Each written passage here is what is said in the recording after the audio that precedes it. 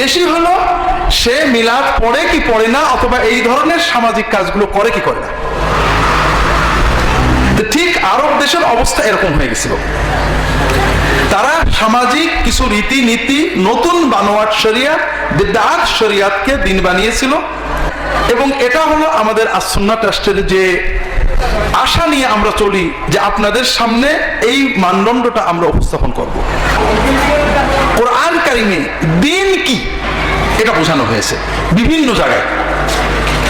আমি যারা আমার নিয়মিত মুসল্লি, যারা মসজিদে, কেন্দ্রীয় জামে মসজিদে শুনেছেন, তারা অনেকে বিষয়টা নিয়ে অনেকবার আলোচনা শুনেছেন, কিন্তু সবাই তো একভাবে শোনেননি। এজন্য দিনের কোন বিষয়গুলো সবচেয়ে গুরুত্বপূর্ণ আর কোন বিষয়গুলোতে ছাড় দেওয়া যেতে পারে, এই মানদণ্ডটা আমাদের জানা খুব দরকার ভাইরা। কারণ আপনারা আমরা চেতনায় কর্মে দলাদলি মতবিরোধে এমন একটা প্রান্তিকতায় চলে গিয়েছি যে ছোট ছোট বিষয় নিয়ে ঝগড়ার শেষ নেই। আমার সর্বশেষ যে বইটা লিখেছি, সালাতের মধ্যে হাত বাঁধার বিধান, হাত বুকে না নাভির নিচেই না নাভির উপরে, সবগুলো হাদিস আমি আপনাদের জন্য চেষ্টা করেছি পেশ করার। কিন্তু সমাজে এই ছোট্ট বিষয়টা নিয়ে যে ঝগড়া হয়, এটার কোনো শেষ নেই। অথচ নামাজ না পড়লে কোনো ঝগড়া হয় না। এজন্য দিন কি এটা আল্লাহ তাআলা কোরআন কারীমে কয়েক জায়গায় বলেছেন। তার ভিতরে এক জায়গা হলো সূরা আনআম। সূরা আনআমে আল্লাহ তাআলা আরবের আবু জেহেলের নেতৃত্বাধীন যে ধার্মিক লোকেরা ছিল তাদের সাথে অনেক তর্ক বিতর্ক করেছেন। আরবের যাদেরকে আমরা কাফের বলি, তারা কি আল্লাহ মানত? হ্যাঁ, আপনারা অন্তত এটুকু জানেন যে তারা আল্লাহ মানত। আল্লাহ এক মানত না দুই মানত? সর্বশক্তিমান এক আল্লাহ না দুইজন আছে বলতো? তারা আল্লাহ এক মানত, আল্লাহ একমাত্র সর্বশক্তিমান মানত, আল্লাহ একমাত্র সৃষ্টিকর্তা, রেজেকদাতা, হায়াত মওতের মালিক মানত, সব ঠিক ছিল। কিন্তু তারা, আমরা জানি, শিরকে নিপতিত হয়ে ধ্বংস হয়ে গেছিল, ঠিক না? আল্লাহর ইবাদত করত, আবার আল্লাহর ওলি ভেবে বিভিন্ন নবী, ওলি, ফেরেশতা, দেব দেবতার ইবাদত করত। কিন্তু কেন তারা এটা করলো? তাদের তো একটা নবী ছিল, ইব্রাহিম আলাইহিস সালামের তারা উম্মত, ইব্রাহিম আলাইহিস সালামের শরীয়ত মতো তারা চলেছে। তারা প্রায় 2000 বছর ইব্রাহিম আলাইহিস সালামের শরীয়ত মতো চলে। চলার পরে তাদের ভিতরে বুদ্ধি বেড়ে যায়, তাদের ভিতরে বুদ্ধিমান জ্ঞানী পণ্ডিতের সংখ্যা বেড়ে যায়। তারা নতুন নতুন যুক্তি দিয়ে দিন বানানো শুরু করেন। সেটা কেমন? যেমন আমরা করি, আমরা কি বলি, নবীজি সাল্লাল্লাহু আলাইহি ওয়াসাল্লাম করেননি, তাতে কি? তিনি তো নিষেধ করেননি। নবীজি যুগে লাইট ছিল না, লাইট জ্বালাইছো। আর নবীজি যুগে মোনাজাত ছিল না বলে মোনাজাত বাঁধাতেছো কেন? এরকম প্রশ্ন আছে না নেই? আছে। ঠিক এই ধরনের কিছু বুদ্ধিমান আরবদের ভিতরে পাওয়া গেল। 2000 বছর ধরে এক কায়দায় ইবাদত করে কি লাভ? একটু নতুন নতুন নিয়ম বানাতে লাগলো। যেমন তাদের যুক্তি ছিল, ইব্রাহিম আলাইহিস সালামের যুগ থেকে তারা কাবা ঘরে তওয়াফ করত। তারা নতুন একটা পদ্ধতি আবিষ্কার করলো, তওয়াফের সময় হাতে তালি দেওয়া, করে শীষ বাজানো। কারণ আল্লাহর ইবাদত করবো, একটু আনন্দ ফুর্তি পেশ করবো না? অনেকে আপত্তি করলো যে এইরকম করে তো ইব্রাহিম আলাইহিস সালাম শিখাননি। যারা নতুন পদ্ধতি বানানোর যুক্তি দিল, ইব্রাহিম আলাইহিস সালাম শেখাননি, কিন্তু এইভাবে করতে তো নিষেধও করেননি। অসুবিধা কি? আল্লাহর ইবাদত করবো, কোথাও কি নিষেধ আছে তালি দেওয়া যাবে না? কাজেই করা যাবে। ইব্রাহিম আলাইহিস সালামের সময় থেকে তারা কাবা ঘর তওয়াফ করতো কাপড় পরে। বুদ্ধিমান লোকের জন্ম হলো। তারা বললেন যে আমাদের কাপড়গুলো সব হারাম টাকার কেনা, আর হারাম টাকার কাপড়গুলোতে ইবাদত হবে না। তাহলে কি করতে হবে? তওয়াফ করতে হবে ন্যাংটো হয়ে। ন্যাংটো হয়ে তওয়াফ তো ইব্রাহিম আলাইহিস সালাম শেখাননি। বলে ইব্রাহিম আলাইহিস সালাম হারাম খেতেন না, কিন্তু ভালো মানুষ ছিলেন। এখন আমরা হারাম খেয়ে ফেলেছি, হারাম করা টাকার কাপড় পরে তারা মসজিদে যাওয়া যায় না, কাজেই ন্যাংটো হয়ে যেতে হবে। এইরকম নতুন নতুন নিয়ম বানালো। ইব্রাহিম আলাইহিস সালাম শিখিয়েছিলেন বিসমিল্লাহ বলে জীব জানোয়ার জবাই করতে হবে। ওরা বললেন হ্যাঁ এটা ঠিক, তবে অমুক নবীর নামে মানত হলে, অমুক অলির নামে মানত হলে, অমুক ফেরেশতার নামে দিলে তখন ওইটা আর আল্লাহর নাম নেওয়া যাবে না, তখন ফেরেশতার নাম নিতে হবে। যারা বাধা দিল তারা বললো যে এইভাবে তো ইব্রাহিম আলাইহিস সালাম শেখাননি। ওরা বলে শেখান নিতে কি হয়েছে, নিষেধ তো করেননি। আল্লাহর মাহবুব বান্দাদের মহব্বত করা তো ভালো, আল্লাহ খুশি হয়, কাজে আমরা তাদের নামে যেটা জবাই করলে সমস্যা কি? কথা বোঝেন? আরো অনেক যুক্তি, সেগুলো বলা যাবে না। সূরা আনআমের প্রথম থেকে পড়লে আপনারা এইগুলো পাবেন। তারা ইব্রাহিম আলাইহিস সালামের শরীয়তের ভিতরে দলিল দিয়ে, যুক্তি দিয়ে নতুন নতুন কিছু নিয়ম কানুন বানাইছিল। তারা একথা বলতো না যে আল্লাহ ছাড়া কোনো আইনদাতা আছে, তারা বলতো এগুলো আল্লাহর শরীয়তের বিধান, আল্লাহ এগুলো করলে খুশি হয়। ইব্রাহিম আলাইহিস সালাম করেননি, বলেননি, নিয়ম দেননি, শরীয়ত দেননি, এইরকম অনেক বিষয় তারা দিন বানিয়ে নিল। আর যেগুলো বেশি গুরুত্ব দিয়েছেন এগুলো তারা অবহেলা করলো। যেমন আমাদের সমাজে আমরা করি, আমাদের সমাজে মাশাআল্লাহ মরার পরে খানার যতখানি গুরুত্ব, জানাজার নামাজের কিন্তু ততখানি গুরুত্ব নেই। ঠিক না ভাই? ঠিক। আমরা মানুষ অসুস্থ হলে চিকিৎসার জন্য টাকা পয়সা দেওয়ার যে গুরুত্ব, এর চেয়ে মরে গেলে খানায় টাকা দেওয়ার ব্যাপারে বেশি আগ্রহ। নামাজ পড়ে কি না পড়ে এটার গুরুত্ব বেশি না, বেশি হলো সে মিলাদ পড়ে কি পড়ে না, অথবা এই ধরনের সামাজিক কাজগুলো করে কি করে না। ঠিক আরব দেশের অবস্থা এরকম হয়ে গেছিল। তারা সামাজিক কিছু রীতি নীতি, নতুন বানোয়াট শরিয়াত, বিদআত শরিয়াতকে দিন বানিয়েছিল, আল্লাহর দিনটাকে ঘুরিয়ে ফেলছিল। আল্লাহ সূরা আনআমে বিস্তারিত এগুলো আলোচনা বহস করার পরে শেষে দিনের 10টা মূলনীতি বললেন। কয়টা? কয়টা মনে থাকবে তো? কয়টা? 10টা। আল্লাহ তাআলা কি বললেন? কুল আউযু বিল্লাহি মিনাশ শাইতানির রাজীম, কুল তাআলাউ আতলু মা হারামা রাব্বুকুম আলাইকুম। তোমরা তো এটা হারাম, ওইটা হারাম, ওইটা কেউ না, ব্যাংক কেউ না, কিছু কেউ না, শালিক কেউ না, হ্যান কেউ না, ত্যান কেউ না, এটা করলে অশ্রুত, ওইটা করলে যাতে তোলা যাবে না, নতুন নতুন নিয়ম বানিয়েছো, এগুলো আল্লাহর শরীয়ত না। আমাদের সমাজে কেউ সুদ খায়, ঘুষ খায়, এজন্য এক ঘুরে করে, এরকম আছে নেই? কিন্তু গরিব মানুষ হয়তো ব্যাংক খেয়েছে, একুশে খেয়েছে, তার এক ঘুরে করে, আছে না নেই? ঠিক আবু জেহেলের শরীয়ত এরকম ছিল। আল্লাহ তার রাসূল সাল্লাল্লাহু আলাইহি ওয়াসাল্লাম বলছেন, কুল, হে রাসূল আপনি বলেন, তোমরা যে সূরা আনআমের আগে যত আয়াত গেছে, বিভিন্ন আলোচনা হয়েছে, আপনারা পড়ে নেবেন। তাআলাউ আতলু মা হারামা রাব্বুকুম আলাইকুম, তোমরা শোনো, আমার কাছে আসো, আমি পড়ে পড়ে বলে দিচ্ছি তোমাদের রব কি শরীয়ত দিয়েছেন, কি কি জিনিস তোমাদের হারাম করেছেন বা ফরজ করেছেন, জেনে নাও। আল্লাহ তুশরিকু বিহি শাইআ, প্রথম হলো তোমরা আল্লাহর সাথে কোনো শিরিক করবে না। এক নম্বর কি? আল্লাহর সাথে কোনো শিরিক করবে না। এটা হলো সব কথার মূল কথা। এটা আমি আজকে বেশি বলবো না, কারণ শিরিক এবং তাওহীদ নিয়ে আমরা অনেক বলেছি। অন্তত আমাদের যারা আজকে আপনারা এসেছেন সবাই কম বেশি সচেতন। তবে মূল কথা হলো শিরক শব্দটা আমরা বুঝি। শিরিক মানে কি? অংশীদার করা। শরীক করি না আমরা ভাইরা? শরীক বোঝেন না? শরীক বোঝেন এমন বাঙালি আছে নাকি? হ্যাঁ, আল্লাহর সাথে আমাদের দুটো সম্পর্ক আছে। একটা হলো আল্লাহ আমাদের রব, আমাদের চালান প্রতিপালন করেন কে? আল্লাহ। আরেকটা হলো আল্লাহ আমাদের মাহবুব, আমরা ইবাদত করি কার? এক আল্লাহ। এই দুই বিষয়ে আল্লাহর সাথে কাউকে শরীক করার নাম হলো শিরক। আল্লাহ আমাদের চালান।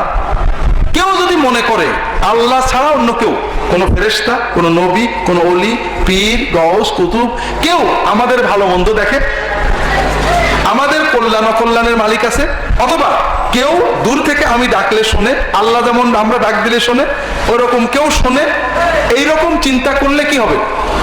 শিরক হবে।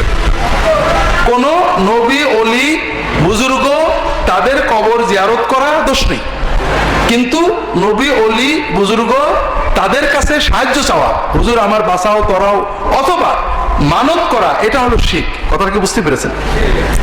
ইবাদত একমাত্র আল্লাহ। আল্লাহ ছাড়া কারোর যদি কেউ ইবাদত করে সেটা কি হবে? যেমন সেজদা একমাত্র কে পাবেন? আল্লাহ। আল্লাহ ছাড়া কাউকে যদি আমরা সেজদা করি কি হবে? আমরা আবার নানান যুক্তি দিই। কদম বুসি করতে যে সিজদা হয়ে যায়, হয় না? হয় না? হয়। কদম বুসি ইসলামে নেই। আল্লাহ রাসূল সাল্লাল্লাহু আলাইহি ওয়াসাল্লামের সবচেয়ে সেরা মুরিদ ছিলেন আবু বকর, ওমর, ওসমান, আলী, সাহাবায়ে কেরাম রাদিয়াল্লাহু তাআলা, ঠিক না? তারা কোনোদিন রাসূলুল্লাহ সাল্লাল্লাহু আলাইহি ওয়াসাল্লামের দরবারে এসে কদম বুসি করেছেন পাবেন না। রাসূলুল্লাহ সাল্লাল্লাহু আলাইহি ওয়াসাল্লামের মেয়ে ফাতেমা রাদিয়াল্লাহু তাআলা আনহা কোনোদিন তার কদম বুসি করেননি। হাতে চুমু খেতেন, কপালে চুমু খেতেন। রাসূলুল্লাহ সাল্লাল্লাহু আলাইহি ওয়াসাল্লামের স্ত্রী, কোন স্ত্রী তাকে কোনোদিন কদম বুসি করেছেন পাবেন না। কেউ আবেগে হঠাৎ পা জড়াই ধরেছে ভিন্ন কথা। তারপরও আমাদের অনেক আলেম কদম বুসি জায়েজ বলেছেন, অর্থাৎ কেউ যদি আবেগে করে ফেলে গুনাহ নেই, সুন্নত না, ইবাদত না। কদম বুসির নামে একেবারে আধা সিজদা হয়ে যায়, রুকু হয়ে যায়, হয় না? হয়। অনেকে বলে এটা তো সিজদা না, রুকু হলো। আর আল্লাহ রাসূল সাল্লাল্লাহু আলাইহি ওয়াসাল্লাম কি বললেন? সাহাবারা প্রশ্ন করছেন, আয়ানহানি বা'দুনা লিবা'দ, আমরা যখন একে অপরের দেখা হয় আমরা কি একটু মাথাটা ঝুঁকাবো? ঝুঁকাই না? আধুনিক জামানায় ইউরোপে, আমেরিকায়, জাপানে যখন একজনের সাথে দেখা হয় কি করে? হ্যাঁ, কি করে? নড করে, কি করে? মাথা ঝুঁকায়, বাউ করে। আল্লাহ রাসূল বলেন না, এটা করতে পারবে না।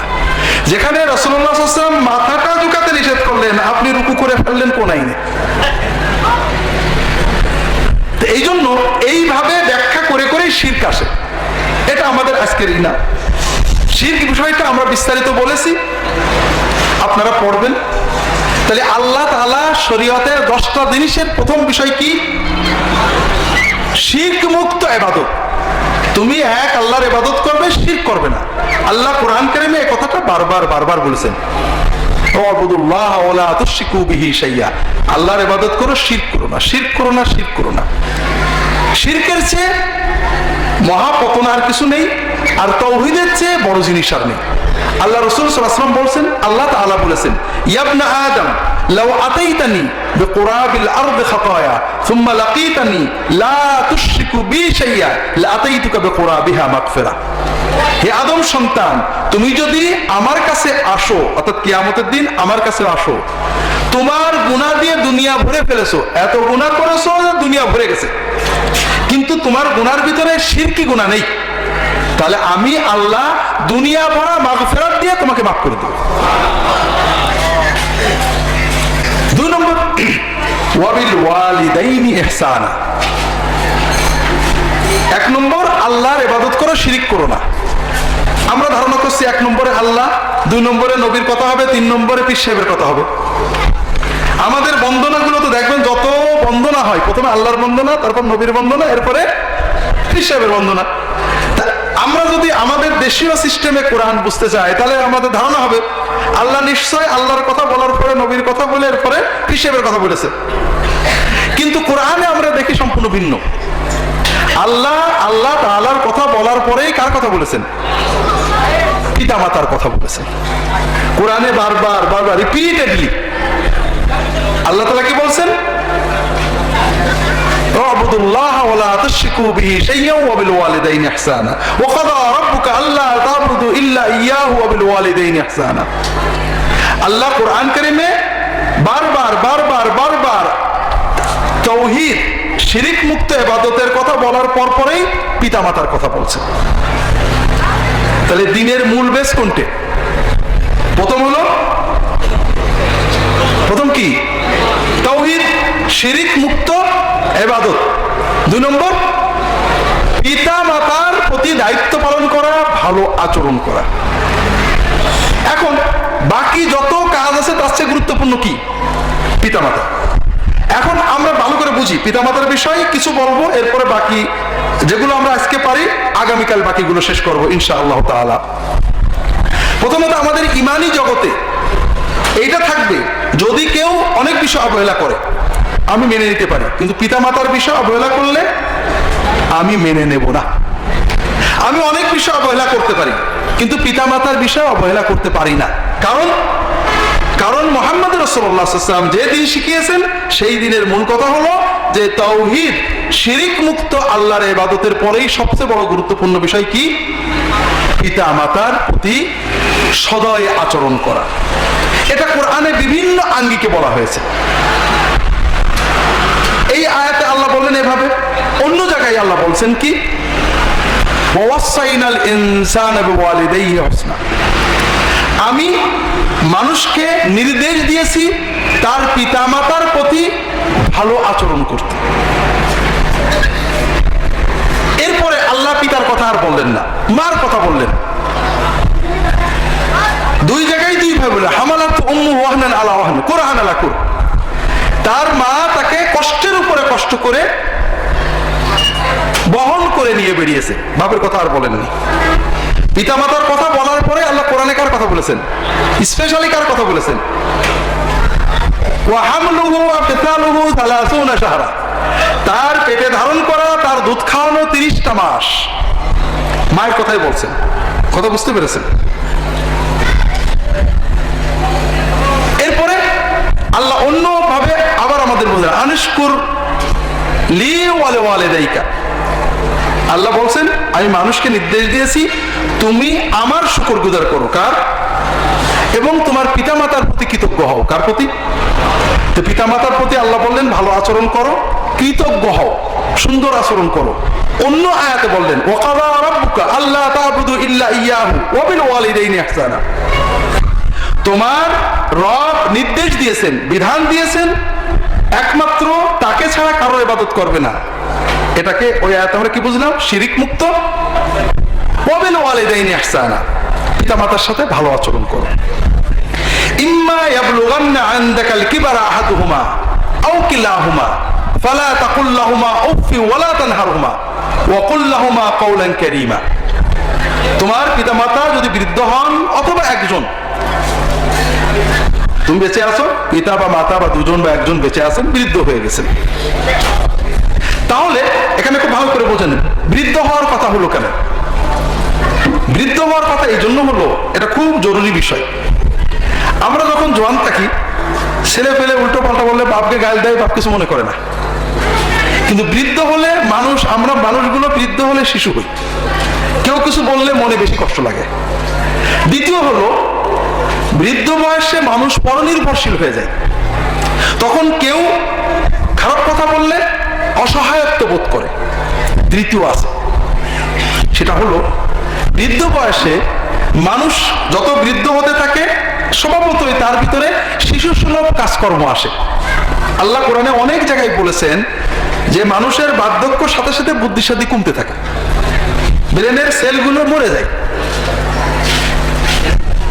তখন মানুষ শিশু সুলভ আচরণ করে। একটা ছোট গল্প আমি মাঝে মাঝে আপনাদের বলি, গল্প তো গল্পই। এক ভদ্রলোক, বয়স 60-65, ছেলের বয়স এরকম প্রায় 30-35। ছেলে বসে আছে, বাপ বলছে এ বাবা মিন্টু ওটা কি বাবা? ছেলে বলছে যে বাবা ওটা একটা কাক। কয়েক মিনিট পরে বাবা আবার বলছে বাবা মিন্টু ওটা কি বাবা? বাবা তুমি কেমন বললাম কাক, শুনলে না? বাপ কিছু বলিনি। বেশ কিছুক্ষণ পরে আবার বলছে বাবা ওইটা কি বাবা? এবার ছেলে কাঁপছে, বাবা তুই পাগল হয়ে গেলে নাকি? কতবার বলবো কাক? তখন বাবা বলছে না বাবা পাগল হইনি, পাগল হওয়ার রিহার্সাল দিচ্ছি। তুই যখন ছোট ছিলি আমার মনে আছে এক জায়গায় বসে 50 বার জিজ্ঞেস করছিলি আব্বু ওইটা কি? আমি 50 বারই খুব খুশি মনে বলছিলাম যে ওইটা কি, আর আমি 3 বার বলার মাথায় তুই আমার রাগ করলি। তাহলে বুড়ো বলে তুই আমার সাথে কেমন আচরণ করবি এটা আমি রিহার্সাল দিচ্ছি। কথা বুঝতে পারেননি? এই জন্য আল্লাহ বার্ধক্যের কথা খুব ভালো করে বোঝেন আপনারা, এটা অত্যন্ত কঠিন সময়। মানুষ যখন পিতামাতা বৃদ্ধ হন স্বভাবতই তারা এমন অনেক কথা বলবেন যেটা আমরা যে কোনো লজিকে খারাপ মনে করব, অযৌক্তিক বাজে কথা। কিন্তু আপনার অধিকার নেই পিতামাতার এই বাজে কথার সামনে বিরক্তি প্রকাশ করা। রাগ তো করতে পারবেন না, ধমক দিতে পারবেন না, মা তুমি বাজে কথা কও কেন বলতে পারবেন না, বাবা তুমি কেন এইসব উল্টো পাল্টা বলো বলতে পারবেন না, বিরক্তিটাও প্রকাশ। ফালা তাকুল লাহুমা উফ, এইটুকু, তুমি কি বাজে কথা, ওটা না, শুধু উফ কথাটুকু তুমি বলতে পারবে না, তার সামনে ন্যূনতম সামান্যতম বিরক্তি তুমি প্রকাশ করতে পারবে না। কথা কি বুঝতে পেরেছেন? কাজেই খুব সাবধান। আমরা ছোটবেলা থেকেই দেখবেন ছেলে মেয়েরা বাবার চেয়ে মায়ের সাথে খুনটুসি বেশি করে, বাবার কথা একবারে শুনে মার সাথে পারবো না এসব বলে, কারণ মাকে বেশি ভালোবাসে, মায়ের মমতা বেশি, দুষ্টুমিও বেশি। আমরাও ছোটবেলা থেকে এভাবেই করছি সবাই, কিন্তু এটাও বয়স হলে নিয়ন্ত্রণ করতে হবে। ছোটবেলায় মায়ের সাথে যত দুষ্টুমি করেছেন, মা এটা মমতা দিয়ে নিয়েছে, কিচ্ছু মনে করিনি। বাবা এটা মমতা, বাবা তুমি কুত্তার বাচ্চা, কিচ্ছু মনে করিনি বাবা। কিন্তু বৃদ্ধ হলে মা বাবাকে যত খারাপ কথা বলুক, যত অযৌক্তিক বাজে অন্যায় কথা বলুক, অন্যায় কথা শোনা মানা আপনার জরুরি না। তবে আপনি তার সামনে আপনার কোনো বিরক্তি প্রকাশ করতে পারবেন না। কথা কি বুঝতে পেরেছেন? এটা হলো ইসলামের মূল দ্বিতীয় স্তম্ভ, খুব ভালো করে বুঝে রাখেন। আল্লাহ কোরআন কারীমে সূরা লোকমানে আরো একটা জরুরি কথা বলেছেন, ওয়াইন জাহাদাকা আলা আন তুশরিকা বি মা লাইসা লাকা বিহি ইলমুন ফালা তুতি'হুমা ওয়া সাহিবহুমা ফিদ দুনিয়া মা'রুফা। তোমার পিতামাতা যদি তোমাকে চাপ দেয়, বাধ্য করে যে তুমি শিরিক করো, পিতামাতা মুশরিক, হিন্দু, বৌদ্ধ, বিভিন্ন ধর্মের মানুষ হতে পারে, তারা শুধু শিরিকে লিপ্তই নন, তারা আপনাকে শিরক করার জন্য চাপাচাপি করছে, হাত পা বেঁধে থুয়েছে, মারধর করছে, চাপাচাপি করছে যে তুমি শিরিক করো, ওই মাজারে দরগায় মানত দিয়ে এসো, ওই ধোপাঘাটার একটা মুরগি ছেড়ে দিয়ে এসো, ওই লাউদের দরগায় যে মুরগি দিয়ে এসো, অমুক জায়গায় যে মানে গাছের পাতা নিয়ে এসো। আপনি জানেন এটা শিরক, সব জানেন, আপনি তার কথা শুনবেন না। কিন্তু আল্লাহ কি বললেন? ফালা তুতি'হুমা, শিরক করার জন্য তার নির্দেশ আপনি পালন করবেন না। ওয়া সাহিবহুমা ফিদ দুনিয়া মা'রুফা, কিন্তু দুনিয়াতে তুমি তার সাথে ভালো আচরণ করবে। আপনার পিতা আপনাকে হারাম কাজ করতে বলেছে, মাতা হারাম কাজ করতে বলেছে, শিরিক করতে বলেছে, বাজে কথা বলেছে, অযৌক্তিক কথা বলেছে, এটা আপনি মানবেন না। কিন্তু এই সব কথার কারণে অনেকেই প্রশ্ন করেন, বাপ মায় অন্যায় করেছে কি করবো? বাপ মা অন্যায় করেছে আল্লাহ বুঝবে। বাপ মার অন্যায় আপনি বলতে পারেন আদবের সাথে যে বাপ এটা অন্যায়, মা এটা অন্যায়, কিন্তু বাপ মার 1 কোটি অন্যায়ের কারণেও আপনি তার সাথে একবার বেয়াদবি করতে পারেন না। কথা বুঝতে পারছেন? আপনার যুক্তি, লজিক, মানবতা, ধর্ম যত কিছু আছে সব আপনি ঠিক রেখে পিতামাতার যত অযৌক্তিক কথা সেটাকে সেখানেই রেখে তাদের সাথে ভালো আচরণ করতে হবে। আল্লাহ এটার চূড়ান্ত মডেল দিলেন, সেটা হলো শিরক। আমরা এটাও বুঝি না। আমি লেখাপড়া করতে যাব, বাপ বললো জিনেদা অথবা বাড়ির কাছে কোনো মাদ্রাসায় পড়, আমি বললাম না আমি চলে যাব দূরে। বাপ পারমিশন দিল না, গোপনে চলে গেলাম, মা পারমিশন দিল না, গোপনে চলে গেলাম। আমরা মনে করলাম যে বড় কাজ করলাম, কিন্তু আমরা কিন্তু গুনার কাজ করলাম। আমি ইসলামী দাওয়াতের জন্য যাব, মিছিলের জন্য যাব, দ্বীনি কর্মের জন্য যাব, মা বলছে বাবা যাস নে। আমি চলে গেলাম, যে বাবা মা আমাকে ইসলাম পালন করতে দিচ্ছে না। আমি ভাবছি খুব ভালো কাজ করছি, কিন্তু রাসূলুল্লাহ সাল্লাল্লাহু আলাইহি ওয়াসাল্লাম বলছেন না, তুমি খুব খারাপ কাজ করছো। হাদিস শরীফে আসছে, অনেকগুলো হাদিসের ব্যাপারে আসছে। এক যুবক আসছে, যুবক এসে রাসূলুল্লাহ সাল্লাল্লাহু আলাইহি ওয়াসাল্লাম বলছে, ইয়া রাসূলুল্লাহ আতাইতুকা লিউজাহিদা মাকা ফি সাবিলিল্লাহ আবতাগিল আজরা ইনদাল্লাহ। আমি আপনার কাছে এসেছি আপনার নেতৃত্বে, আপনার পিছনে জিহাদ করে, দ্বীন কায়েম করে আল্লাহর কাছে সওয়াব পাওয়ার জন্য। আল্লাহ রাসূল সাল্লাল্লাহু আলাইহি ওয়াসাল্লাম বললেন, আহাইয়ুন ওয়ালিদাক, তোমার পিতামাতা কি জীবিত আছেন?